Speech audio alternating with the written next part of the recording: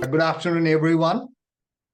I'm very happy to be here and sharing my insights into National Education Policy 2020.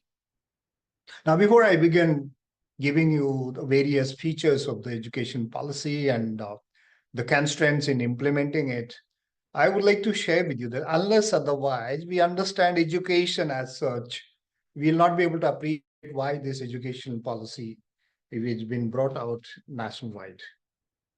So let's begin with how much do we understand the term called education? The term education comes from two Latin words, rather three Latin words, that is educere, educare, and eductum, which means, if I put all these three together, which means to train, to mold, to bring out potential. Now, if you have this meaning of education, was our current education or prior to NEP 20 was in that particular mold?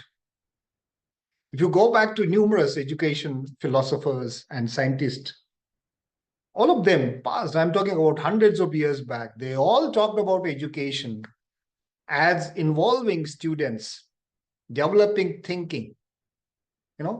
Whether it was Einstein, Socrates, Confucius, Benjamin Franklin, Herbert Simon, or an Oscar Wilde, all of them have said education is all about developing thinking.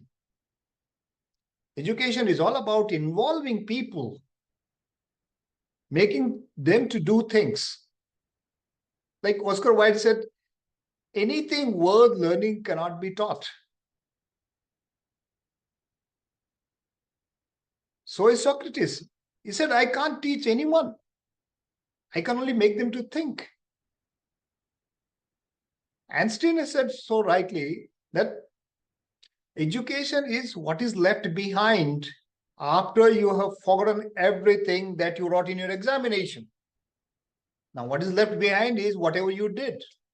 Remember your days in the schools and colleges. What is there in your mind? How many lessons, how many concepts do you really remember of those times?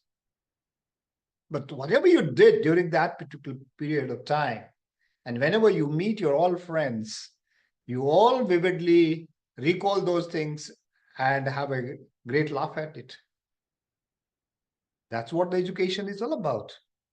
But over a period of time, of course, let me, blame British Raj at that point of time who made our traditional education, which was so good, Gurukul system, where whatever I'm saying, all that was practiced. Now it has turned from learning to degree. So the question is learning versus degree. The question is education versus academics. So is education or academics same thing? Yes or no? But academics differ quite a lot. So when you actually start chaining the education, start binding, start constraining education, it becomes academics.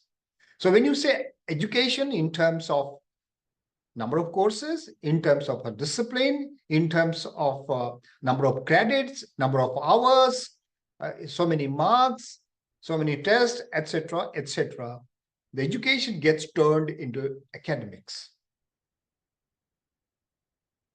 Now, if it is education, education has to be holistic, involving all three domains. That is your head, your heart, and your hand, which means ability to think, ability to relate to other people and have feelings, and then ability to do things. And if I relate education in modern context, I can add another domain. Bloom gave us three domains of learning. That is cognitive thinking, affective, that's your soft skills, and third was psychomotor skills, that is ability to do. The fourth domain which is emerging is a technology domain. So today, if I want to educate any child, I will definitely like him to learn technology, what's being used in day-to-day life and in his or her profession as well. So how do we actually bring that into our life? How to make an education as a quality? How do you actually relate education to that Latin meaning of education? The first and foremost thing for me is to define my own education philosophy. That is, why am I providing education? I got to find the reason why education is being provided by an institution. Or from that perspective, students have to find, why am I getting this education?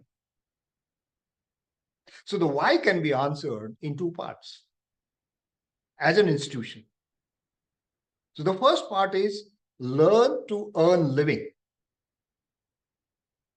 Part two is learn to live. So when I say learn to earn living means I got to be employable. I need to have those skills and knowledge which can make me to earn my living. That could be employment in the government, employment in the corporate, and or the self-employment, whatever the way is. Learn to live, that means how do I coexist with the society? How do I work as a team? How do I contribute to the society? That includes my character. That includes my adaptability. That includes how do I get out of adversity?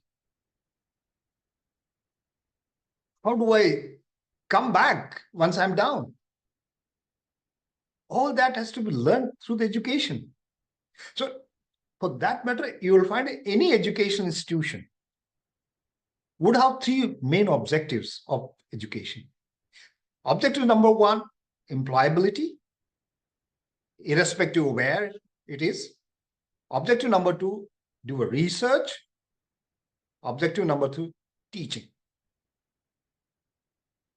So even the NEP has recognized whether you want to be a pure teaching institution or you want to be a research institution, focus institution. And it has talked about every institution to provide the methods and the curriculum which is enhancing employability. So once you have found out your why, then it becomes easy to find what. That is what needs to be a curriculum. What contents should I include? Now, for this, NEP says that you take a feedback from your stakeholders. Find out what's going on in the industry. Find out what's going on in the self-employment. What works and what doesn't work. So when I put a curriculum together, I put a holistic curriculum involving all three domains. That I need to put in my curriculum all this content which makes me think. All that content which actually develops me as a human being. All that content which makes me to do things, that my skills. And my content related to technology. If you put your curriculum together, then the question comes, how do I actually put it? How do I deliver it? Now, learning happens, please remember that, learning happens both inside the classroom and outside the classroom. It's not restricted only to the classroom. And we practically look at a child who comes to a university actually comes much more learned. If you rationally calculate, you learn more where you spend more time. You get perfected what you practice. So if a child comes to a university, you will be surprised to know that he is with us only for 12.5% of the time. Just 12.5% of the time. You can calculate it. The UGC says that you got to have 180 days of working. That means 50% is gone. A child spends about 20 out of 24 hours, 6 hours with you. So Only 25% of the 50% that's left is 12.5% of the time. So what is going to affect him more? That's what happens in a home. What happens in a neighborhood? What kind of company he or she is in? I many times tell to my students, hey, guy, I can predict your future based upon who are you keeping your company with. What are you discussing in a day? What are you doing in that waking hours? It's about every one of us has 16 waking hours. So what you do in those 16 waking hours will determine your future. And that's where the role of a university comes. To make him to think for future, make him to guide and do things what he's supposed to do, which will help in the future. So therefore, education must prepare us for the realities of the life and solve the societal problems. Hence, the role of multidisciplinary education. No problem of the society or of any kind of a problem will be ever solved with a single discipline. Every problem is beset in socio, techno, eco, and psycho context. Therefore, you need that holistic education on multidisciplinary aspect. So to solve a problem, it's not only your thinking, your ability to collaborate with others, your ability to do things on a multidisciplinary level. That will help us to solve the problems of the society. Having set the context,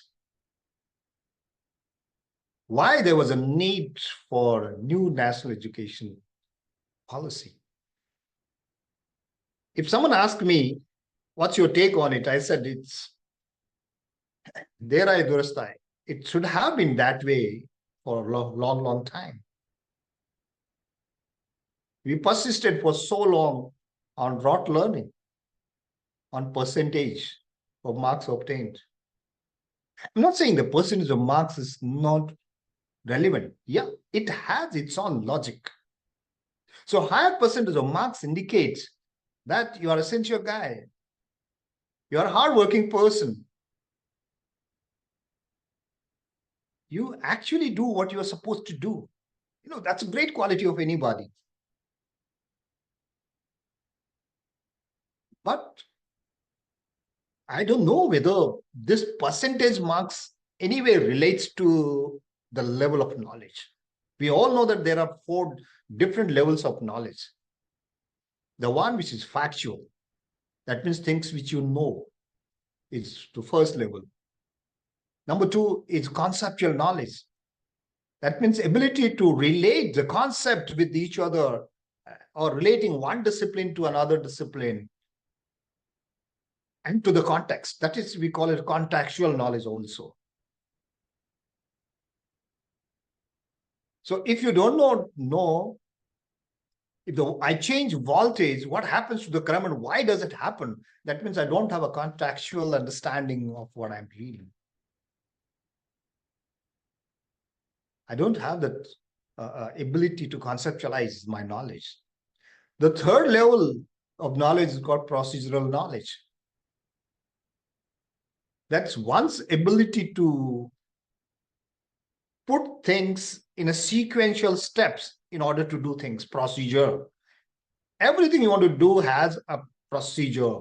That is sequential steps to do anything. For example, if you want me to connect you online, there is a way which I should know, the steps which I know to actually connect with you. In that sense, it is there with everything which we do in our life. So with this context, let me look at various aspects, and all of them actually relates to what I have just spoken to. The first part talks about institutional restructuring. It says there are so many, nomenclatures used for university. It's a deemed university, it's an autonomous college. Let's put single word called university, which could be a research university, which could be a teaching university, which could be an ODL, that is online and distance learning. So let's do away with these words called deemed university and autonomous. Of course, this has not yet happened. It might happen over a period of time.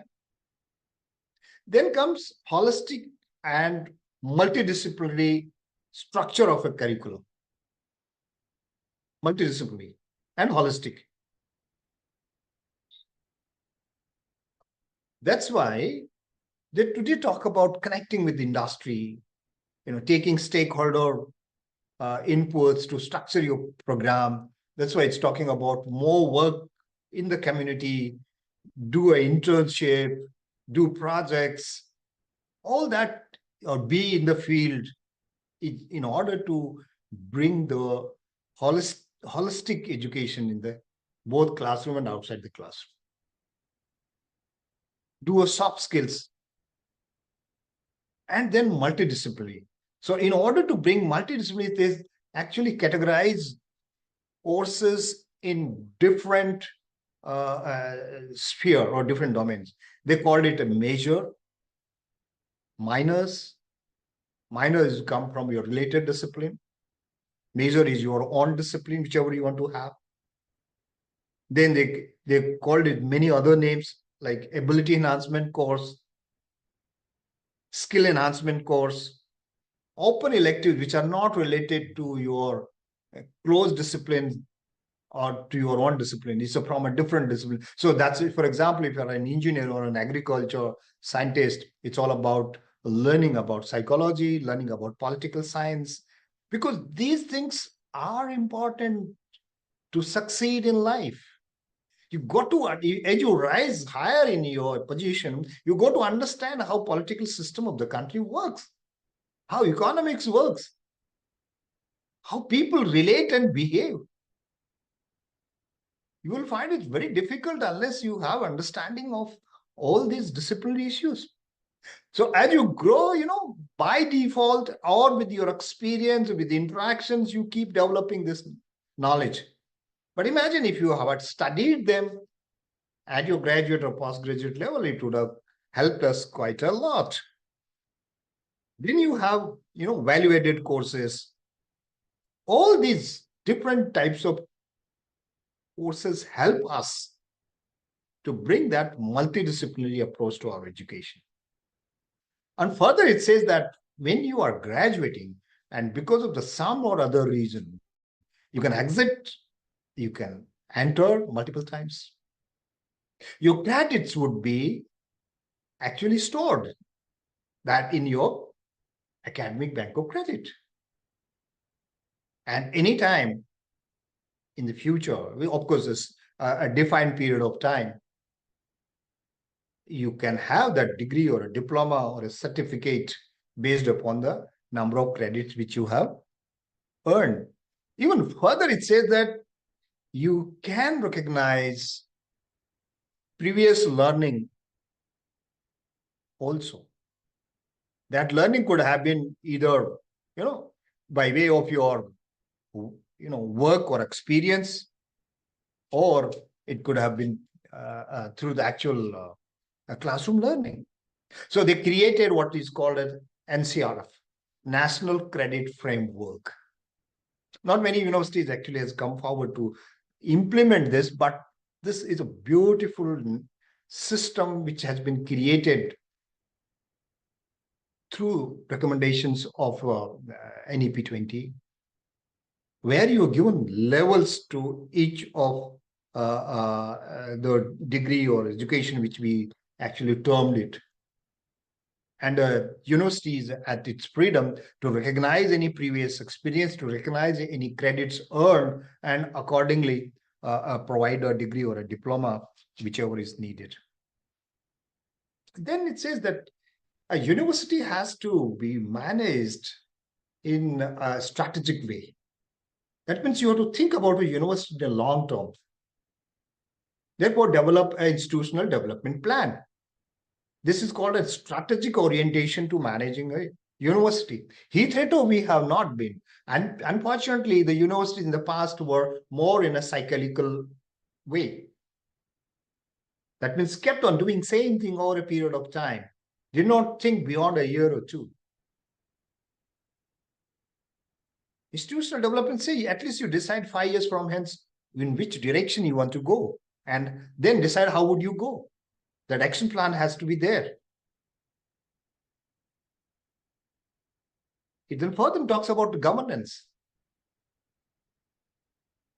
Governance itself is a wide topic where it's everything has to be systematic. There are certain bodies, committees, and councils which are statutory in nature, supposed to decide how a university shall be run.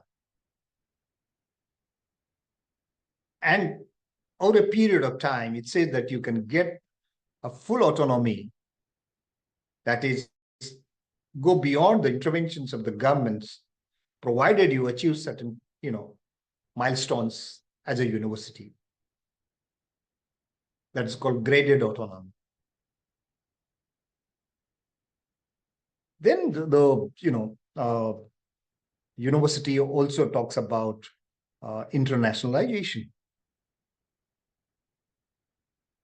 That's a great way of, in fact, providing experience to our students to learn how to adapt to a different system, different culture, because that's what's going to be in the future.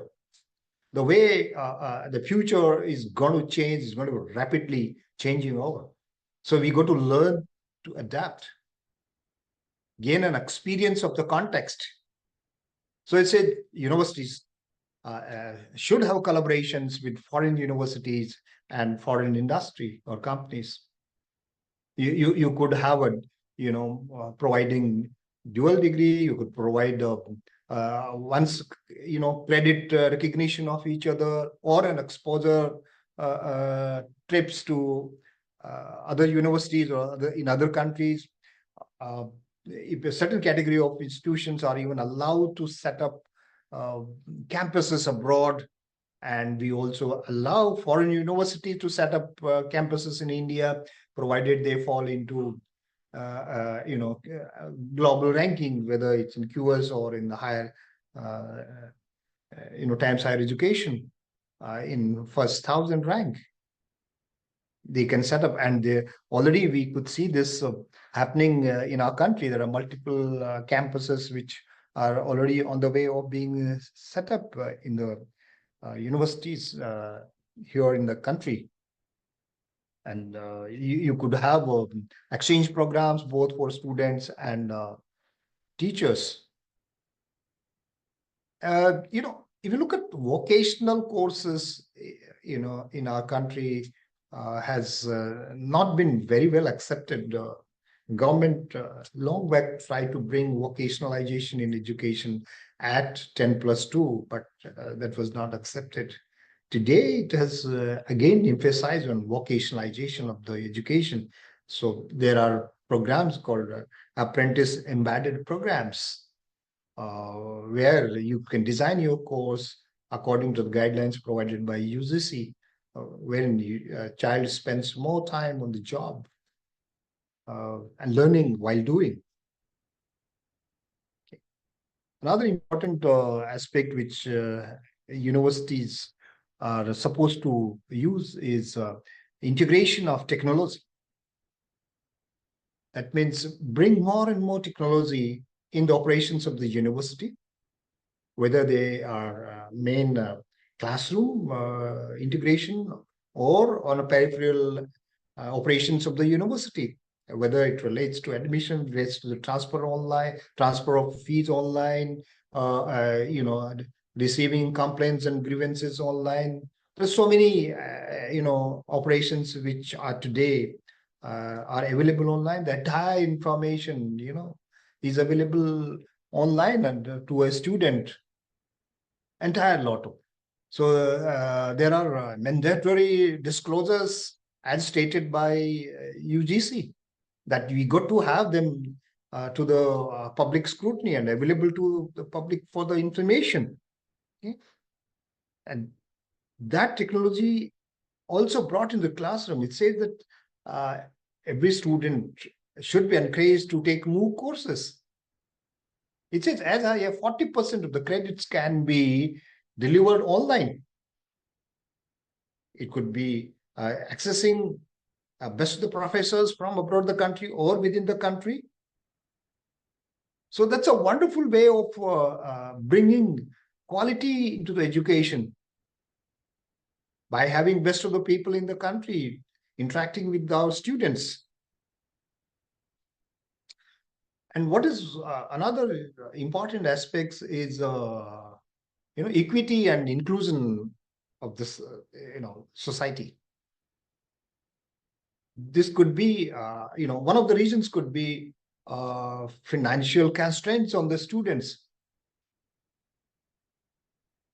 Over and above what the government provides, financial assistance to the economically weak students, they also focus that the institutions themselves have to provide such support to the students so that economically and socially backward students benefit.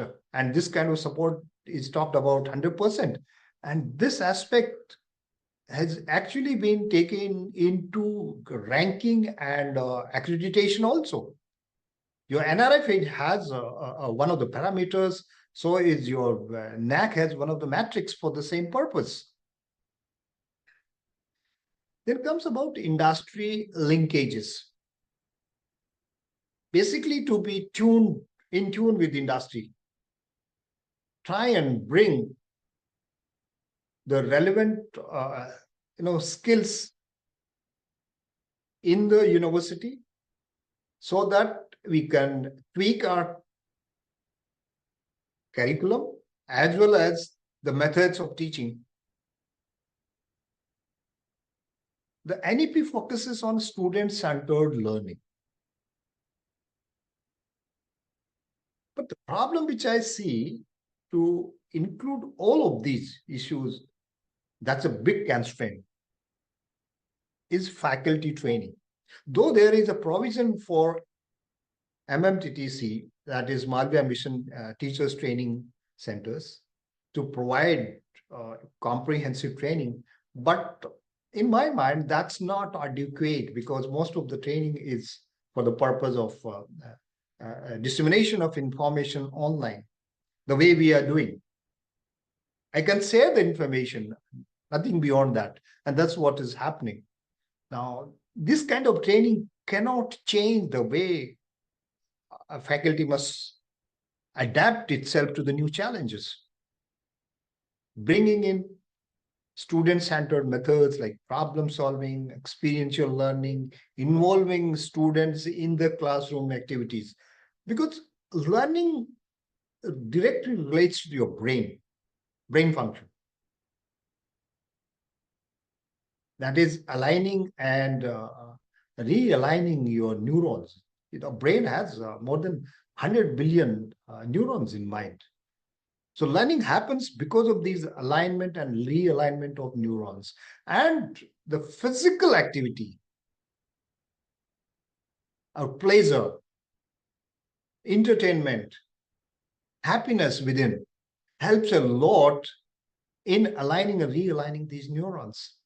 That is why we say, if you really want a student to learn, learning is a stable change in knowledge, behavior, and action of a person. That happens when a person is physically involved in what he or she does. So physical movements of the body facilitates better learning. That's what I'm trying to share with you. Another important option which NEP has provided is promoting Indian languages. The basic idea behind was that a person understands better when he or she speaks or hears his or her mother tongue. That's regional languages, and India is rich in regional languages. So promoting in regional languages, promoting these regional languages inside the classroom is what is the next important thing. And it also talks about Indian knowledge system, taking us back to the roots, trying to explore what we were. And many of that, knowledge systems today are very, very relevant.